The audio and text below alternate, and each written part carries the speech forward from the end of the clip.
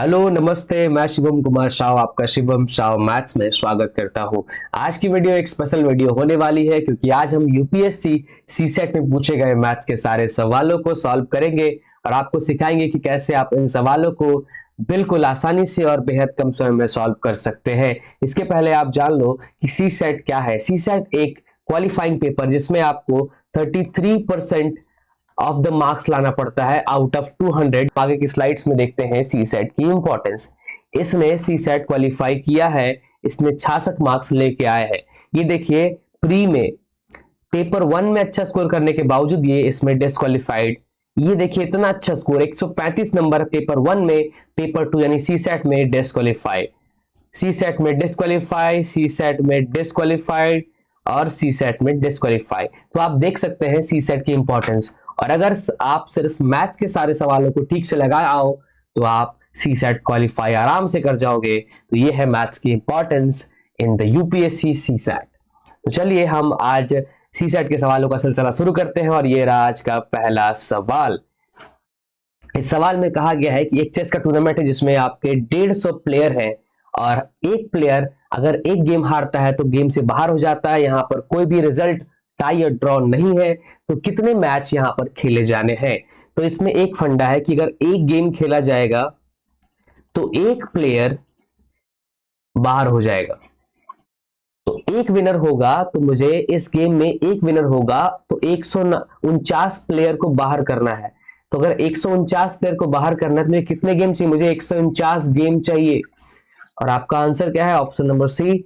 उम्मीद करता हूं आपको मेरा सवाल ये तरीका समझ आया होगा। अगले सवाल की ओर बढ़ते हैं कि एक 3 डिजिट का नेचुरल नंबर है जहां पर कोई रेपिटेशन नहीं है और साइड डिजिट क्या है? ऑड है और नंबर क्या है? 5 से डिविजिबल भी है। देखिए नंबर कुछ इस तरीके से होगा जहां पर लास्ट डिजिट 5 जो है फिक्स होगा। यहाँ पर एक पॉसिबिलिटी है, इसमें एक सिर्फ 5 वैल्यू आ सकता है। तो 1, 3, 5, 7, 9 इन्हीं पांचों में से यहाँ पर वैल्यूज हो सकती है। तो 5 तो फिक्स हो गया कि लास्ट में होगा। तो यहाँ पर बच रही है 4 पॉसिबिलिटी, यहाँ बन रहे हैं 3 पॉसिबिलिटीज के केस। तो 4 3 12 यानी 12 पॉसिबिलिटीज ऐसी बनती है जहां पर इस तरह के नंबर को फॉर्म किया जा सकता है। Option number B is your answer. देखिए एक्स और वाई एक 3 किलोमीटर का रेस एक सर्कुलर कोर्स में रन करते हैं जो 300 मीटर का है। ये जो है यहां से शुरू करते हैं, एक ही साथ शुरू करते हैं। ये पूरा जो है वो पूरा कितने का है? ये 300 मीटर का है, ठीक है। और उनका स्पीड का रेशियो कितना है? वो स्पीड का रेशियो इनका एक्स वाई का है वो 3 और 2 का रेशियो है। जब वो एक साथ शुरू करते हैं तो इसमें पूछा गया है कि पहले वाला यानी फास्ट वाला एक्स जो है दूसरे को कितनी बार पास करेगा इस पूरे रेस में। तो एक छोटा सा ये कंसेप्ट है कि अगर उन दोनों के बीच का गैप अगर एक राउंड होगा तभी वो उसको एक बार पास करेगा। ये सिंपल चीज आपको ध्यान रखना है कि अगर उनके बीच का गैप एक राउंड होगा, गैप कितना है? एक राउंड का गैप आ जाएगा, तभी वो एक दूसरे को एक बार पास करेगा। तो मुझे देखना है कि ये पूरे रेस कोर्स में कितना गैप आएगा। तो देखो अगर ये 3 है, अगर ये सेम टाइम में 3000 मीटर करेगा तो y जो है वो 2000 मीटर करेगा। मतलब रेस खत्म करने में एक्स और वाई का गैप कितना आएगा? वो 1000 मीटर का गैप आएगा। तो देखो इसमें 300 मीटर के कितने गैप बन रहे हैं? तो 1000 को मैं अगर मैं 300 से डिवाइड कर दूं तो आपका समथिंग 3 पॉइंट बनेगा। मतलब 3 राउंड का गैप से ज्यादा बन रहा है। मतलब ये 3 राउंड गैप बनेगा और 3 राउंड गैप यानी 3 बार पास करेगा। Option number B is your answer. अगले सवाल की ओर बढ़ते हैं। बड़ा अच्छा सवाल है, आप इसको ध्यान से देखिए और एग्जाम में अगर आपको ये समझ में ना आए तो उसको आप फटाफट स्किप भी कर सकते हैं। देखिए क्या एक्स एक इंटीजर है? इसका हमें आंसर कौन से स्टेटमेंट से मिलता है, हमें ये चेक करना है। तो आप देखो अगर मैं इसका ये पहला केस लूं जहां पर x का वैल्यू मैं अगर ये 1 लेता हूं तो x/3 जो है वो नॉट इंटीजर है। ये सही लग रहा है। अगर मैं x का वैल्यू 1/3 लूं तो ये हो जाएगा 1/9 जो कि नॉट इंटीजर है। ये नॉट इंटीजर है, ठीक है। लेकिन इसमें एक चीज ये आप देखो कि x का वैल्यू इंटीजर भी है या नॉन इंटीजर है, तब भी मेरा स्टेटमेंट 1 सही हो जा रहा है। मतलब स्टेटमेंट 1 से ये क्लैरिफाई नहीं हो पा रहा है कि x इंटीजर होगा तभी मेरा स्टेटमेंट 1 सही होगा या x इंटीजर नहीं है तब भी। तो मुझे x के इंटीजर होने का आंसर नहीं मिल रहा है, मुझे ऑप्शन 1 से नहीं मिल रहा है। तो स्टेटमेंट 1 जो है वो गलत है। अगर स्टेटमेंट 2 की बात करें जो 3x है, 3x से हमें मुझे एक इंटीजर मिलना चाहिए, तो x का वैल्यू अगर मैं 1 लेता हूं तो 3x में 3 इंटू 1 में 3, हाँ ये सही है। अगर x है इंटीजर तो 3x भी इंटीजर आ रहा है, लेकिन अगर यही मैं x का वैल्यू 1/3 लूं तो 3 इंटू 1/3 आ जाएगा 1। तो x मेरा नॉन इंटीजर है तब भी मेरा 3x इंटीजर आ रहा है, मतलब x इंटीजर है या नॉन इंटीजर है तब भी 3x क्या है, इंटीजर आ रहा है। तो हम x के बारे में श्योर नहीं हो सकते कि x इंटीजर है या नहीं है। तो स्टेटमेंट 2 भी इस अनुसार रॉन्ग है, और ऑप्शन नंबर डी जो है वो कहता है कि दोनों स्टेटमेंट नॉट सफिशिएंट है टू आंसर दिस क्वेश्चन। अगले सवाल की ओर बढ़ते हैं। एक इंक्रीज होता है प्राइस में 25% का, तो हो जाएगा 4 से बढ़ के हो गया 5। फिर क्या है, इसको डिक्रीज किया जाता है 20% से, नहीं 5 से हो जाएगा घट के 4। फिर इंक्रीज किया जाता है 10% से, 10 से हो गया 11। अगर इसको कंप्लीट सॉल्व करो तो 4 से 4 कटेगा, 5 से 5 और बचेगा 10 से 11। यानी कितना इंक्रीज हुआ, 1/10, यानी हो जाएगा 1/10 यानी 10%। Option number B is your answer. अगले सवाल की ओर बढ़ते हैं। तो पूछा गया है कि कितने सेकंड्स है total, x weeks, x days, x hours, x minutes और x सेकंड्स में। चलिए सॉल्व करते हैं।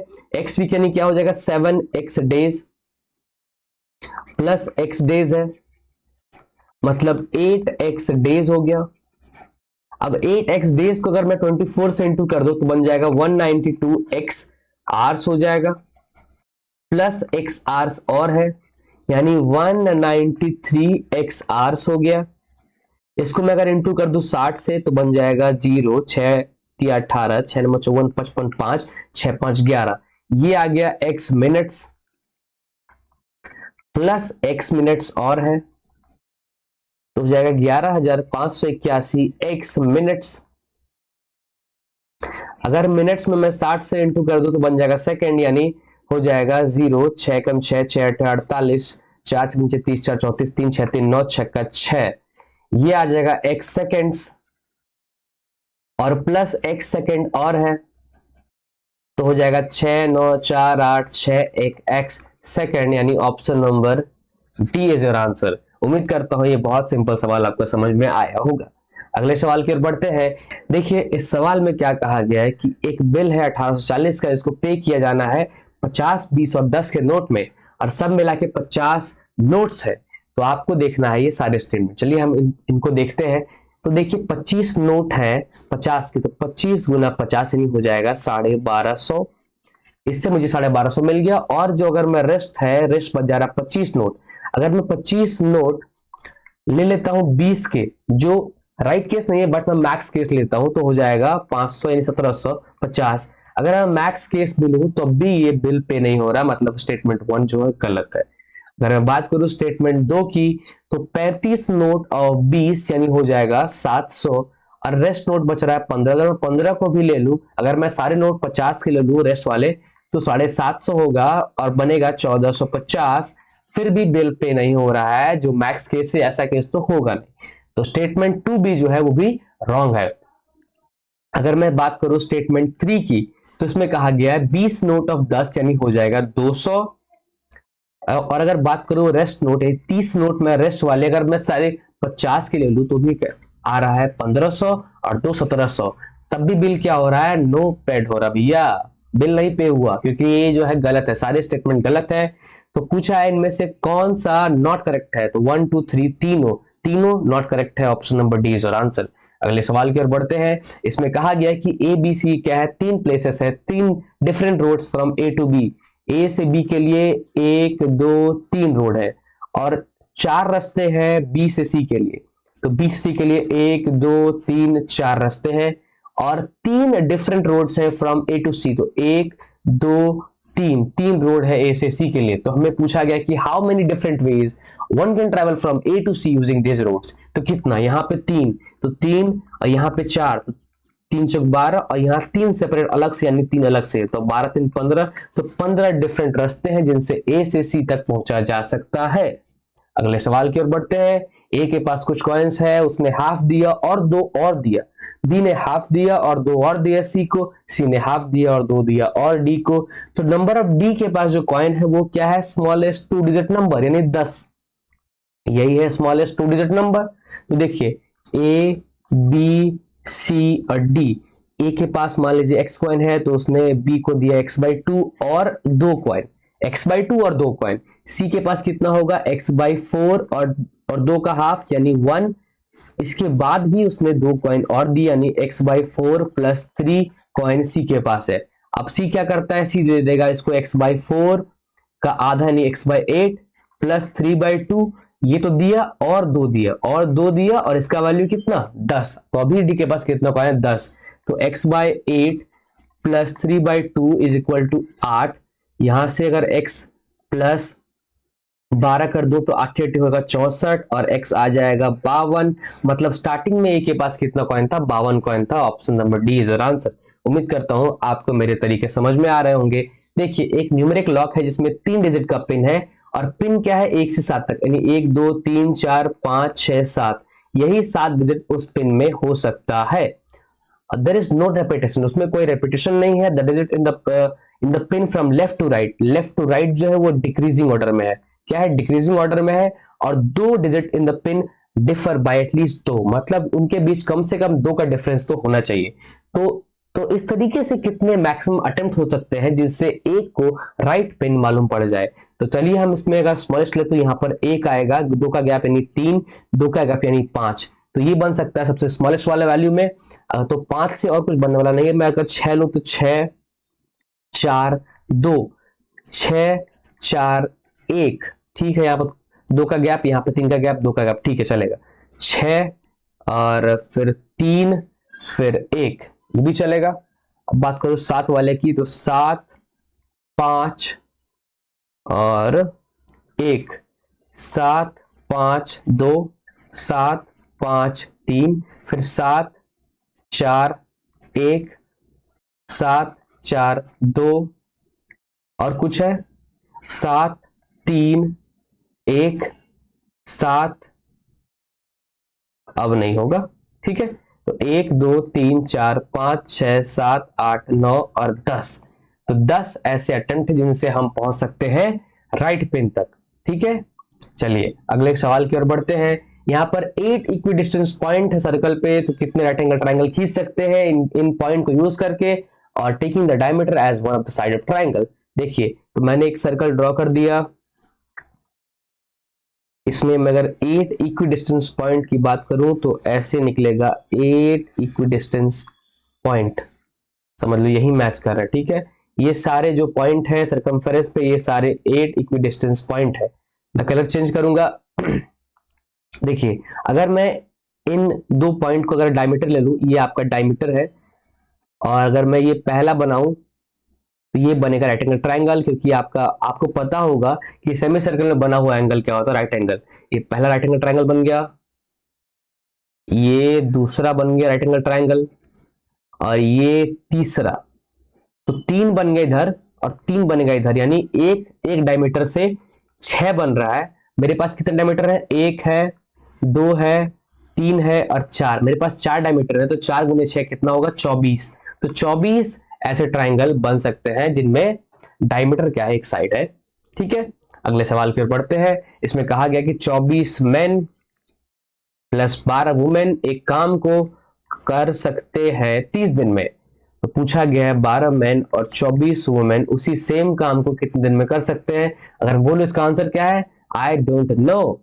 ये वाला आंसर है, क्योंकि इसमें डेटा नहीं है ना, मुझे पता है एम के और डब्ल्यू के मैन वुमेन का मुझे एफिशिएंसी नहीं पता है, तो मैं इसको सॉल्व नहीं कर सकता। अगर क्वेश्चन कुछ ऐसा होता, ये ना पूछ के अगर ये पूछ लिया होता इन्होंने कि 12 एम प्लस 6 वुमेन, तो मैं इसका आंसर बोलता 60, क्योंकि अगर ये दोनों को हाफ कर दिया तो टाइम क्या होगा, टाइम हो जाएगा डबल, ठीक है। तो इस तरीके से क्वेश्चन सॉल्व करते, बट ये क्वेश्चन तो है नहीं, ये क्वेश्चन पूछा गया है तो इसमें मेरे पास डेटा जो है वो इनएडिक्वेट है। Option number D is answer. अगले सवाल की ओर बढ़ते हैं। देखिए 91 इंटू 92 इंटू 93 इंटू 94 95 96 97 98 और 99 इनको डिवाइड करते हैं 1261 से। पूछना है रिमाइंडर कितना है, ठीक है जी। तो रिमाइंडर देखिए पहले हम चेक करेंगे कि क्या ये किसी नंबर से कट रहा है। ये 13 से कट जाएगा, 13 से 91, 13 17 से 13 से 91, 97 कट गया इससे 97 से, मतलब ये नंबर कंप्लीटली डिविजिबल है। जब नंबर कंप्लीटली डिविजिबल होता है तो रिमाइंडर क्या, रिमाइंडर होगा 0, और ये कहाँ है, option number D, that is your answer. अगले सवाल की ओर पढ़ते हैं। एक रेक्टेंगुलर शीट है जिसको आपको कट करना है। क्या करना है, पहला स्टेटमेंट में कहा है क्या इसको हम कट कर सकते हैं 4 एग्जैक्ट स्क्वायर शीट में। देखिए करने का प्रयास करते हैं। ये आपका हो गया 8, ये 20, 8 8 16 और ये 4 20। देखिए 8 8 8, एक स्क्वायर शीट 8 8 8। अब यहां से कर दो तो 4 4 4 4 और ये भी 4 4 4। देखिए 1 2 3 4, हमने 4 square seat exact square seat में से हम कट कर दिए, तो ये ऑप्शन नंबर 1 यानी स्टेटमेंट 1 जो है वो सही है।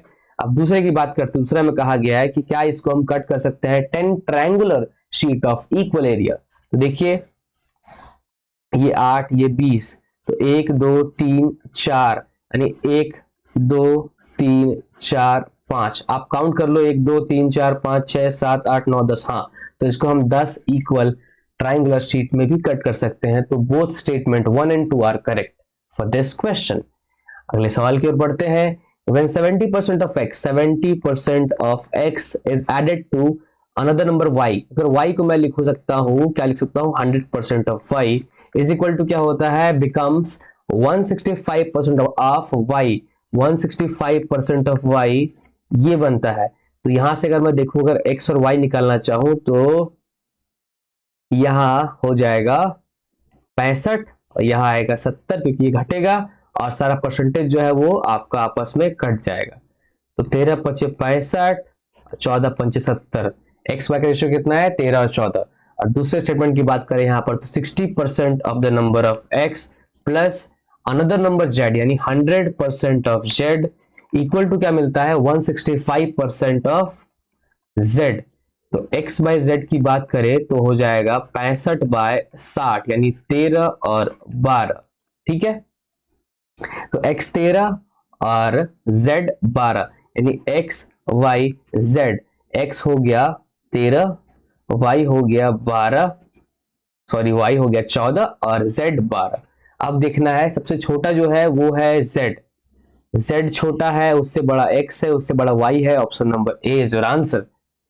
उम्मीद करता हूं आपको सारी चीज समझ में आ रहे होंगे। अगर समझ में आ रहे हैं तो वीडियो को लाइक करें और कमेंट में अपना फीडबैक जरूर दें कि आपको ये वीडियो कैसा लगा, क्या आपको मेरे तरीके समझ में आए, क्या आपको ये वीडियो पसंद आया। ठीक है, इस सवाल की ओर बढ़ते हैं। एक सीरीज का क्वेश्चन है, यहाँ गैप कितने का, 10 का, यहाँ गैप कितने का, 24 का, यहाँ गैप कितने का,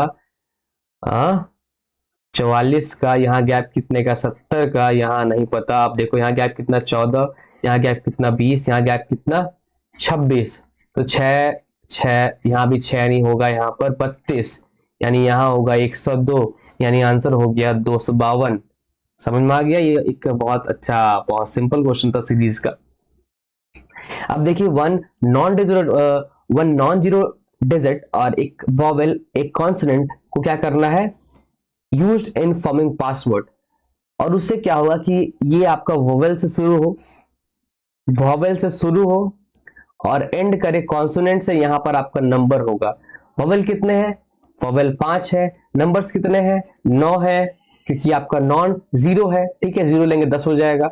और कॉन्सोनेंट कितने हैं, 21 है। आप मल्टीप्लाई कर दो, you will get the answer as 945। यही आपकी पॉसिबिलिटी है ऐसे पासवर्ड को जनरेट करने की। अगले सवाल की ओर बढ़ते हैं। सम ऑफ 3 कंसेक्यूटिव इंटीजर, मतलब 3 कंसेक्यूटिव इंटीजर का सम जो है वो इक्वल टू देयर प्रोडक्ट है। ऐसे कौन सी पॉसिबिलिटीज है।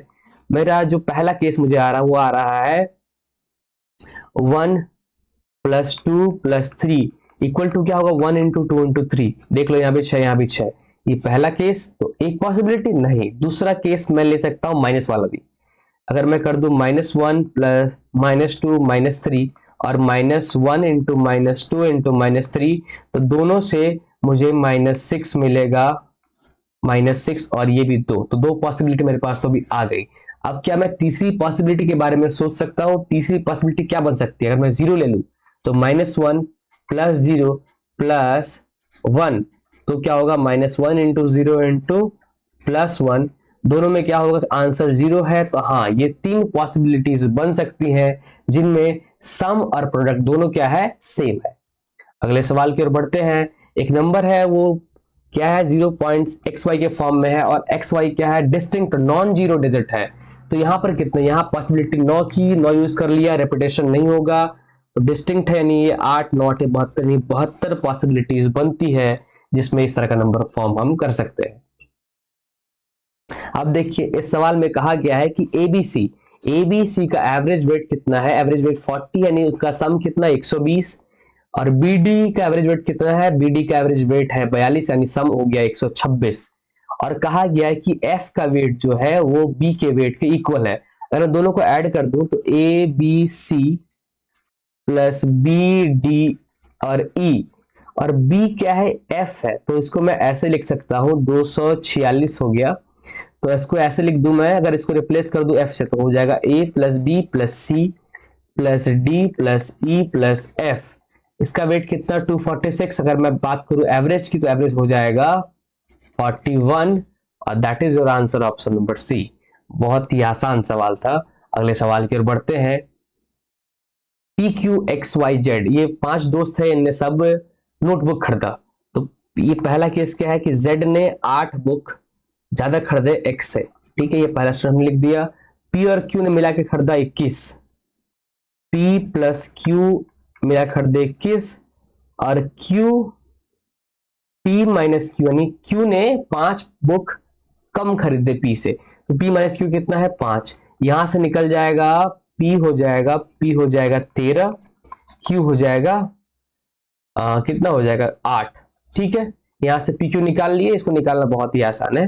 अगर मैं एक्स वाई की बात करूं तो एक्स वाई ने मिलकर खरीदे, एक्स प्लस वाई खरीदे 28, और पी ने खरीदा है 5 नोटबुक मोर देन एक्स, तो पी ने खरीदा है 5 notebook more than x, 5 x से।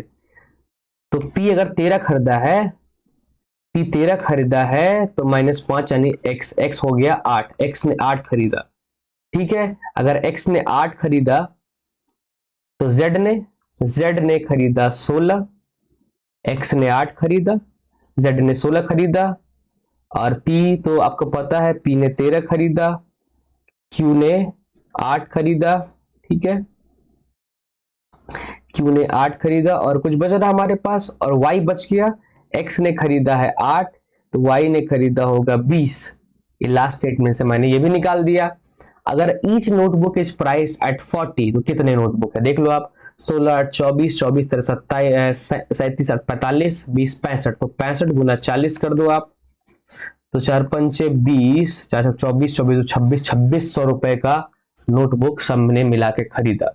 बहुत ही आसान सवाल। अगले सवाल की ओर बढ़ते हैं। एक आदमी है अपने घर से 2:30 बजे निकलता है और एक विलेज जाता है, वहां पर रहता है कुछ देर, वहां पर जो पहुंचता है तो वहां पर विलेज की घड़ी दिखाती है 3:15, वहां पर 25 मिनट वो रहता है, और फिर अपना रूट से एक दूसरे रूट से, वो जो रूट है वो 1.2 times of the first root है, और रेट जो है जिससे वापस आता है वो क्या है, पहले जो जिससे गया था उसका डबल है, मतलब स्पीड क्या है डबल कर दिया, और रूट भी आपका है वो हो गया 1.25 टाइम्स। तो घर पहुंचता है 4 बजे।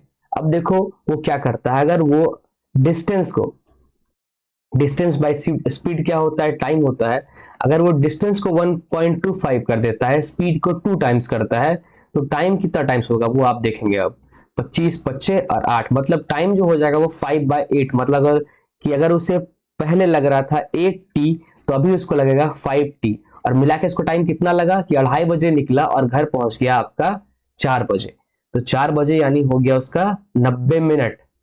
लेकिन 90 मिनट में वो उसका ट्रैवलिंग नहीं है, उसने यहाँ पर 25 मिनट स्टे किया, तो 25 मिनट स्टे वाला भी आप काट दो, मतलब 13t जो हो गया वो हो गया 65, यानी t आ गया 5, यानी उसको जाने में लगा होगा 40 मिनट। कितना लगा होगा 40 मिनट, 8t यानी 40।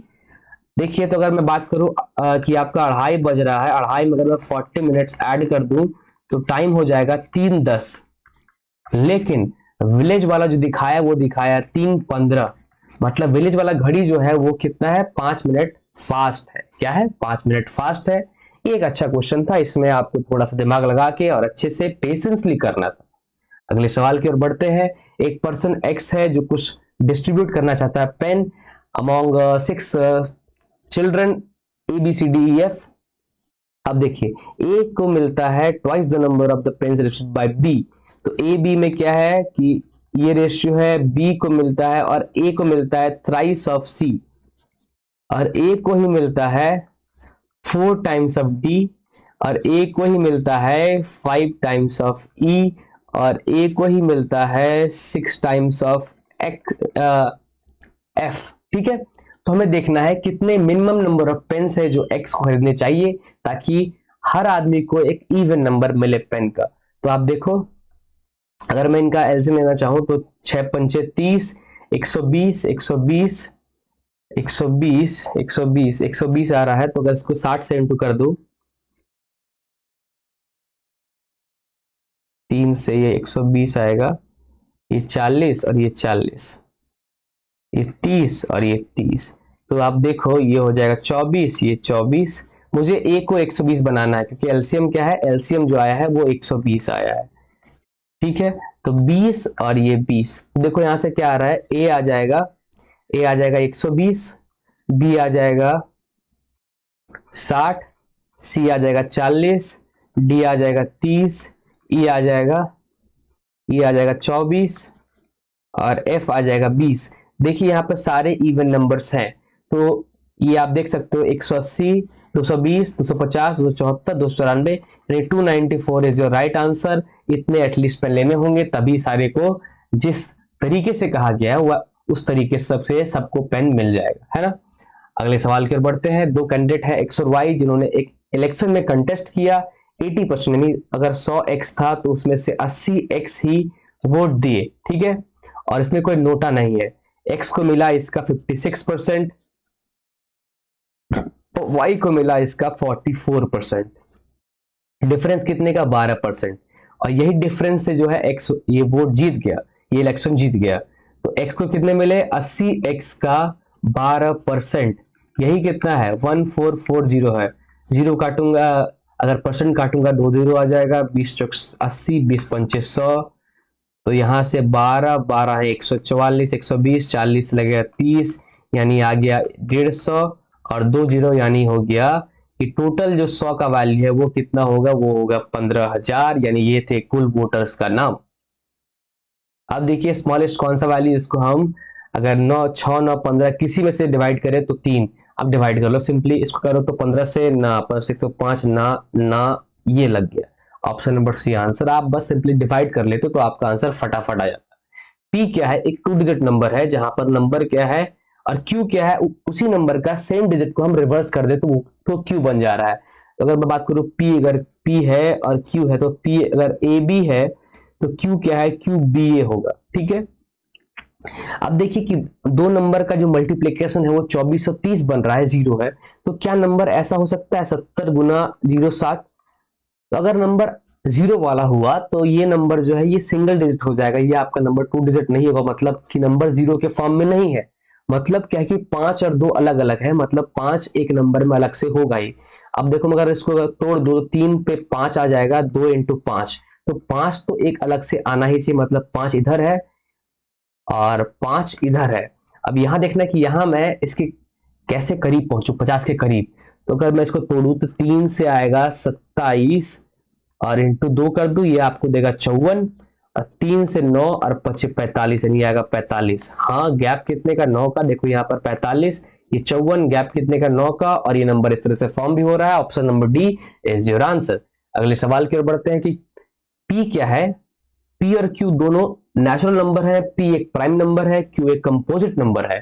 तो हमें चेक करना है कि पी इंटू क्यू क्या एक ऑड नंबर हो सकता है। देखो आप, पी एक है प्राइम नंबर 3 और क्यू है कंपोजिट, यानी डी 9 27 ऑड नंबर मिल गया। स्टेटमेंट 1 सही है। क्यू बाय पी, तो क्यू 9 एक हो गया कंपोजिट नंबर, और पी जो है प्राइम नंबर्स, और करेंगे तो मिलेगा एक प्राइम नंबर। हाँ, मिल गया, दूसरा स्टेटमेंट सही है। तीसरे की बात करें तो पी अगर मैं ले लू, एक 2 नहीं 3 ले लेता हूं, पी प्राइम नंबर, और क्यू लेता हूं 14, एक कंपोजिट नंबर 17 17 भी एक प्राइम नंबर मिल रहा है। मतलब ये तीनों स्टेटमेंट में हमें सही मिल रहा है, तो सारे स्टेटमेंट क्या है, करेक्ट है। अगले सवाल की ओर बढ़ते हैं। एक सवाल है कि 3 16 3:16 और 3:17 के बीच में घंटे की सुई और मिनट की सुई क्या कोइंसाइड करती है, इस बात को चेक करना है। तो आपको पता होगा कि घंटे की सुई और मिनट की सुई के बीच का एंगल कैसे निकालते हैं 60h - 11m/2। लेकिन अगर वो कोइंसाइड कर रहा है तो एंगल क्या होगा, उनके बीच का 0 होगा। तो 0 = 60h - 11m/2। अब घंटे में क्या है, 3 है, तो देखो आप 0 = क्या होगा, 60 × 3 180 - 11m। तो 11m = आ जाएगा 180 और m = 180/11 यानी आएगा 11 11 7 4 4 4 3 मतलब 16 पॉइंट समथिंग, मतलब 16 मिनट के बाद ही कुछ ऐसा पॉइंट आएगा कुछ सेकंड में जिसमें क्या है, घंटे की सुई और मिनट की सुई कोइंसाइड करेगी। मतलब ये स्टेटमेंट 1 जो है वो सही है। अब बात करते हैं स्टेटमेंट 2 की। स्टेटमेंट 2 में कहा गया है कि 4:58 और 4:59 के बीच में मिनट की सुई और सेकंड की सुई कोइंसाइड करती कि नहीं करती है। तो आपको पता हो कि 1 मिनट के अंदर एक बार सेकंड वाली सुई जो पूरा घूम जाती है, अगर पूरा घूम जाती है तो वो एक ना एक बार कोइंसाइड जरूर करेगी। तो ये भी आपका जो आंसर है, जो स्टेटमेंट वो सही है, मतलब बोथ 1 और 2 आर द राइट आंसर। ठीक है, अब देखिए एक अच्छा क्वेश्चन है। इसमें क्या कहा गया है कि x और y दो कंटेनर है, x और y। इसमें क्या है, 100 ml जो है वो सिर्फ मिल्क है, इसमें 100 ml जो है वो सिर्फ वाटर है। ठीक है, अब क्या करता है, यहां से वो 20 ml मिल्क को ट्रांसफर करता है। तो क्या हो जाएगा, 100 ml वाटर और मिल्क कितना, 20 ml। रेशियो कितने का बनेगा, 5 और 1 का। तो इससे हम जो भी निकालेंगे वो 5 और 1 के रेशियो में ही टूट के जाएगा, क्योंकि हम इसको अच्छे से मिक्स कर दिए हैं। अब क्या मिक्स करने के बाद कहा गया है कि 20 ml of the mixture y, जो 20 ml इसका मिक्सचर है उसको हम बैक ट्रांसफर करते हैं x में। मतलब ये अगर 80 हो गया था, फिर इसमें 20 आएगा तो सब मिला के 100 हो जाना है। लेकिन ये प्योर मिल्क है, यहाँ पर ये जो 20 आएगा वो मिक्सचर आएगा, ये क्या आएगा, मिक्सचर आएगा। ठीक है, तो हमें देखना है कि m जो है वो है क्या, proportion of milk in x, milk कितना है x में, और n जो है वो है वाटर कितना है y में। हम दोनों को कंपेयर करेंगे। तो बात करता हूं अगर m की, m क्या होगा, सब मिला के 100, क्योंकि पहले 80 हो गया था फिर 20 आया तो सब मिला के 100 हो गया। लेकिन इसमें 80 मिल्क था और कितना इसमें मिल्क आया, तो इसमें 20 आया, तो 20 का कितना मिल्क आएगा, मिल्क कितना पार्ट है, मिल्क है 1/6 पार्ट, तो मिल्क आएगा 20 × 1/6। अगर कर दो तो आ जाएगा 500/600, तो आएगा 5/6, मतलब m का वैल्यू आएगा 5/6। अगर बात करें n के बारे में, तो n क्या है, वाटर है। वाटर कितना है, वाटर 100 है, लेकिन यहां से जब मैंने 20 को सेंड किया, ठीक है, वाटर अभी था 100 कंप्लीट, लेकिन जब मिक्सचर को हमने मिलाया और फिर 20 को सेंड किया तो वाटर कितना गया होगा, वाटर इसमें चला गया होगा 20 में से 5/6, मतलब कि 5 part out of 6 part water गया होगा। तो इसको, और ये कंप्लीट कितना हो गया है, ये 100 हो गया, क्योंकि 120 हो गया था फिर हमने 20 को वापस कर दिया। तो ये भी कितना आएगा, ये भी आ जाएगा 600 और 100 500, तो 500/600 यानी 5/6, यानी m और n का वैल्यू क्या है, m और n का वैल्यू क्या है, सेम है। और ये option number 1 is your answer. अगले सवाल की ओर बढ़ते हैं। ये एक सीरीज का क्वेश्चन है। देखिए इसमें क्या है, ये आप सिंपल देखो, ये 0.5 से मल्टीप्लाई है, ये 1 से मल्टीप्लाई है, ये 1.5 से, ये 2 से, ये 2.5 से, ये 3 से, और 3 से करने से आएगा ऑप्शन नंबर डी, ये आंसर। अगले सवाल की ओर बढ़ते हैं। तो देखिए पूछा है इन चारों में से कौन स्मॉलेस्ट है। ये क्या है, ये 2 × 36 है, ये 2 × 40 है, और ये भी 2 × 36 है। आप ध्यान से देखो तो ये स्मॉलेस्ट नहीं हो सकता, ये भी नहीं हो सकता, ये भी नहीं हो सकता, तो बचा क्या, 3 × 21 is the smallest, and that is your answer, option number B. अब देखिए ये क्या है कि एक रोड का साइड है जहां पर इतना डिस्टेंस यानी 1010 मीटर का डिस्टेंस लॉन्ग रोड है, वहां पे 101 प्लांट को प्लांट किया गया इक्वल डिस्टेंस पे।